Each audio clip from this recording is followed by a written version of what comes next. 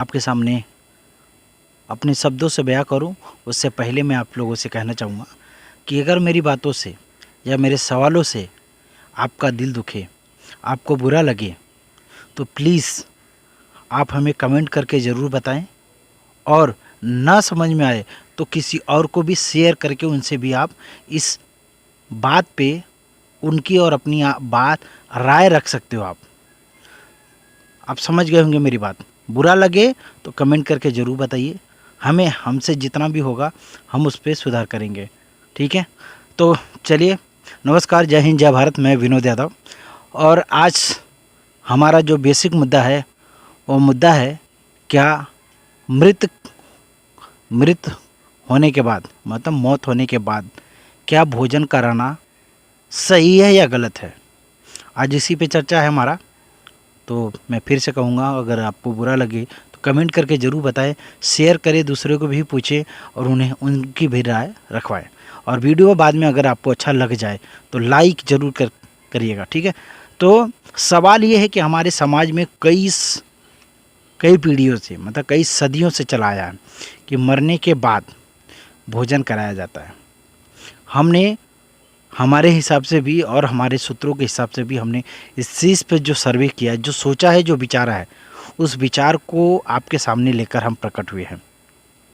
और उस सवाल को आपके सामने और आम पब्लिक के सामने इसलिए रखना चाहते हैं, क्या मरने के बाद लोगों को भोजन कराना सही है या गलत है।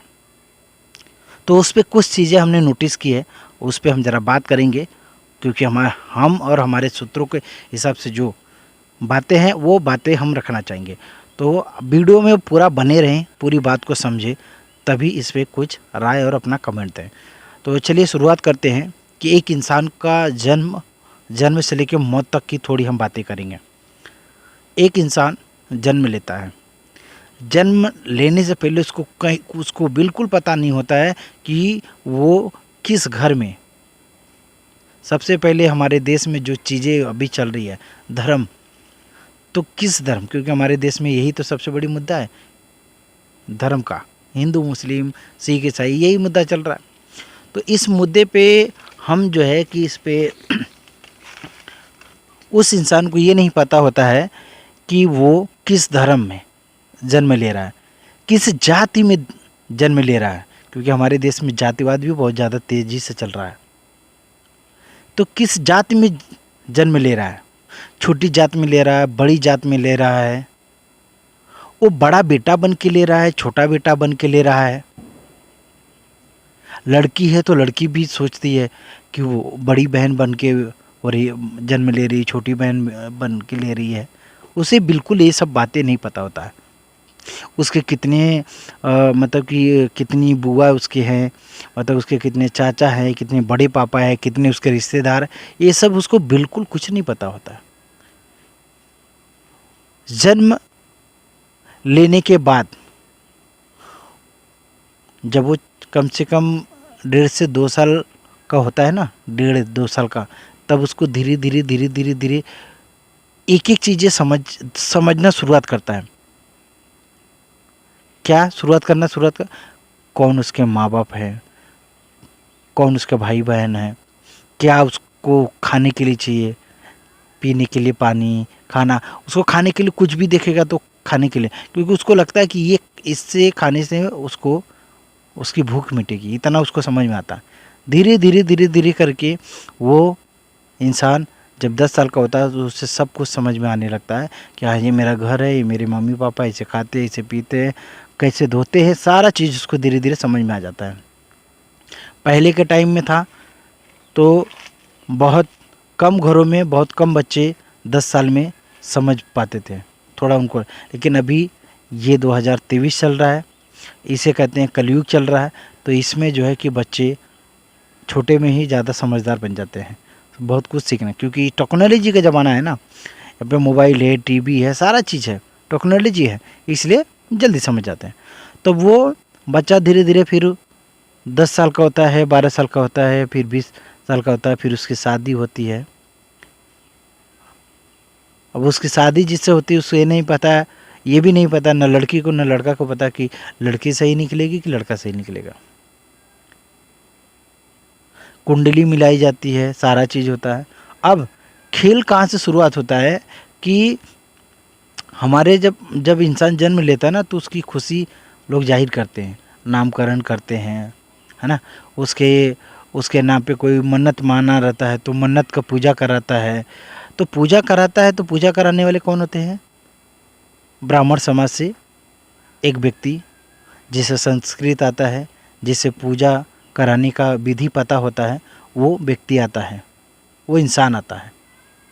इंसानों की बनाई हुई जाति का जो खेल है, उस खेल में ब्राह्मण समाज के व्यक्ति होते हैं। ये हमारे सूत्रों के हिसाब से जो खबरें हम तक आई हैं, हमारे चैनल और हमारा कोई उद्देश्य नहीं है कि हम किसी के दिल पे कोई ठेस पहुंचाए। हमारा कोई भी विशेष करके किसी को कोई टारगेट करने का या किसी के खिलाफ जाने का हमारा कोई भी इरादा या हमारा कोई सोच नहीं है। हमारा काम है सिर्फ सच और सच पे बातें करना, सच दिखाना। ठीक है, तो आगे बढ़ते हैं। तो इसमें हमने मतलब कि अपने सूत्रों के हिसाब से और अपने हिसाब से हमने जब इस पर सर्च किया, हमने पता किया, तो कई ऐसे हमने ब्राह्मण समाज के ब्राह्मण लोगों से बात किया, तो उन्होंने कहा कि देखिए कि ब्राह्मण दो भाई हैं। एक ब्राह्मण जो पूजा पाठ कराता है, एक महापात्र होता है जो मरने के बाद वो क्रियाक्रम कराता है। यानी ब्राह्मण जीते भी खाता है और मरते भी खाता है। ये ऐसा उन्होंने कहा हमसे। ये बातें कितनी सत्य है, कितनी सही सत्य नहीं है, ये आप हमें कमेंट करके ज़रूर बताइएगा। ये तो हमने जो सर्वे किया, हमारे सूत्रों के हिसाब से हमने जो पता किया वो है। तो हमने उनसे पूछा भी कि भाई कैसे है, आप हमको बताओ। तो उन्होंने थोड़ा सा हमको बताया कि जन्म लेने के बाद जब नामकरण होता है या कोई मन्नत मानना रहता है तो उसकी पूजा कराना, नामकरण कराना, फिर और उनकी शादी कराना, है ना, सुख समृद्धि के लिए उनके घर में पूजा कराना, घर बन रहा है, घर के मतलब कि नए घर को बनाने के लिए, है ना, बहुत सारी चीज़ें। शादी कराते वक्त में तिलक होता है, वो बहुत सारी प्रक्रिया ये है, ये सब ब्राह्मण करते हैं। लेकिन जब एक इंसान जब मर जाता है तो उसके बाद महापात्र की क्रियाक्रम होता है, जो कि उस टाइम पे जो भी चीज़ें रहता है वो लेके जाता है, हम नहीं लेते हैं। मतलब कि एक इंसान एक दो हिस्से में ब्राह्मण बटे हैं और दोनों लेते हैं और दोनों खाते हैं, आपके जीने में भी आपके मरने में भी। एक ब्राह्मण जो आपके जीते जी का सब कुछ लेकर खाता है, उसमें भी भेदभाव करता है। दूसरा मरने के बाद वो लेके जाता है और ये छूता नहीं है। अब सबसे बड़ी बात जो मुद्दा है वो है कि क्या मरने के बाद जो भोजन कराया जाता है वो सही है या गलत है।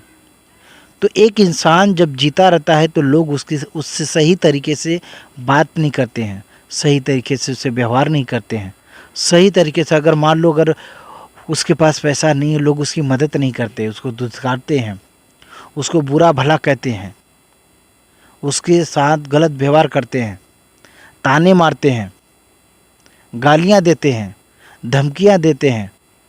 अगर वो किसी से दो पैसा ले उधारी और टाइम से न दे पाए तो उसे लोग धमकी भी दे देते हैं, मारते भी हैं, ब्याज वसूलते हैं, सूद मतलब जो सूद ब्याज की बात होती है वो लेते हैं।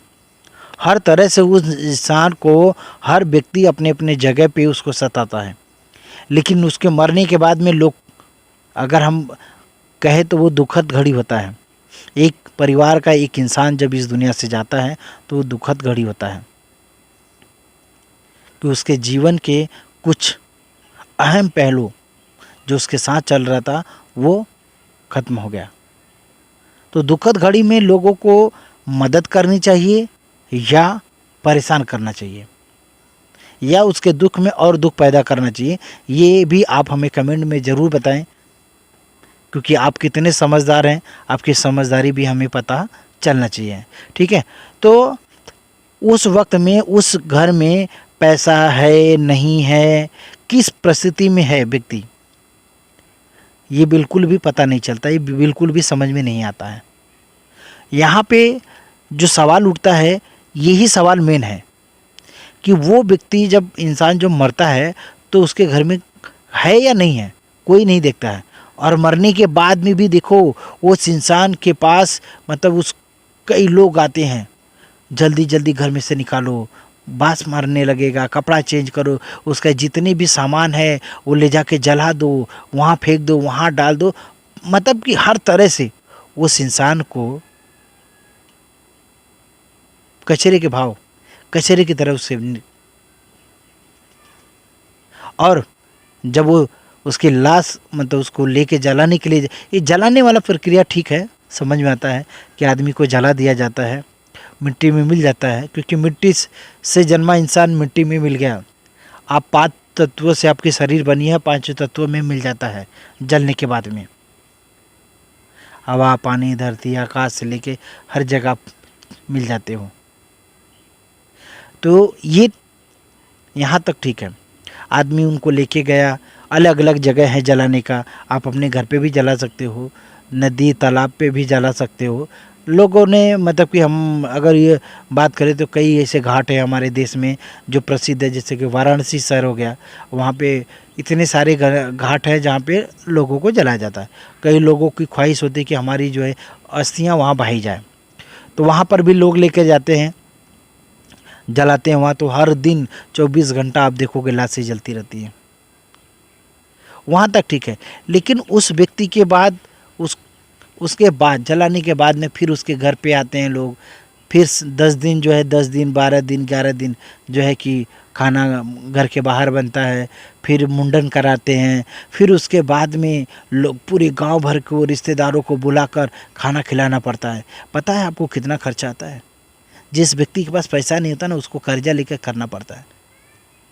और ये रीति रिवाज का इसीलिए बनाया गया कि आदमी कर्जे में डूबे। क्या रीति रिवाज कर्जों से उभरने के लिए नहीं बना है?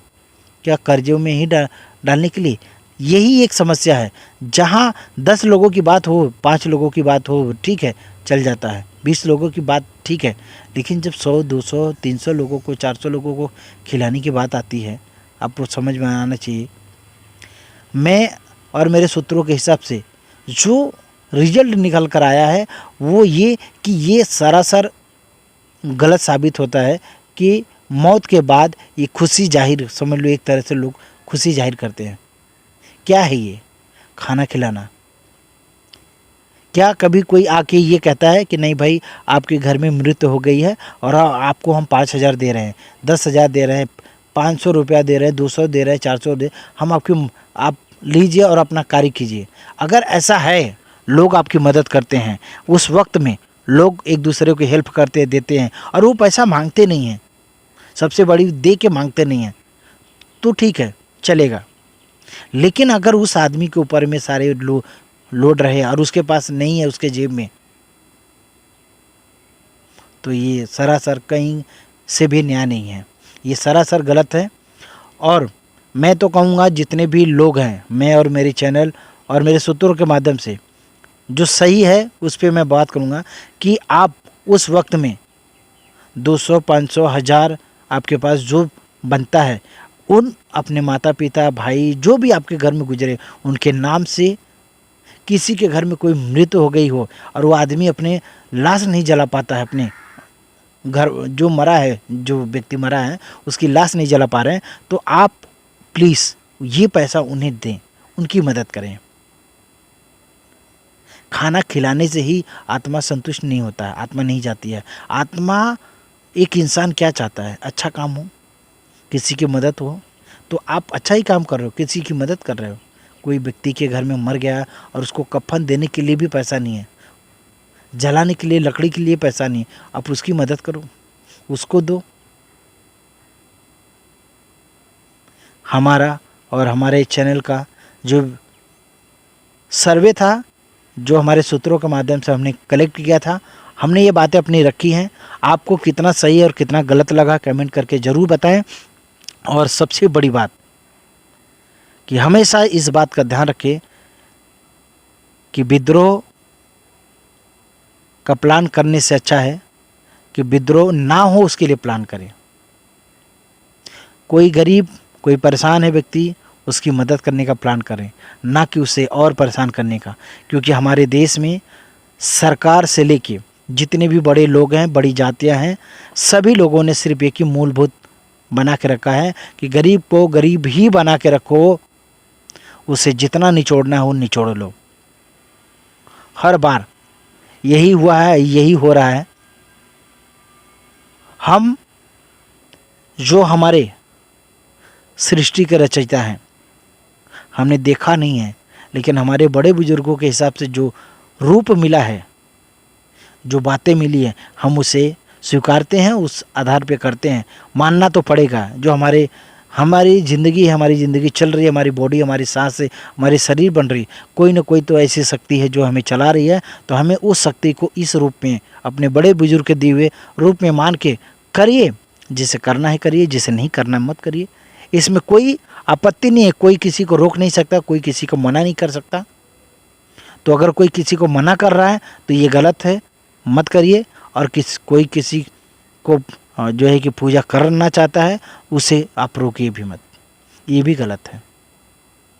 कोई नहीं मानता तो आप नहीं कह सकते नहीं मानिए, और कोई मानता है और कोई कह रहा है कि नहीं हाँ मत मानिए, तो दोनों गलत हैं। तो इंसान के विचारों पे, इंसान के सोच पे आप छोड़ दीजिए, और किसी को सताने से अच्छा है किसी को मदद करिए। और मेरे चैनल का यही उद्देश्य है, यही विचार है। और सच कितना सही लगा मेरी बात, आप कमेंट करके ज़रूर बताइए। चलिए, जय हिंद, जय भारत, नमस्कार।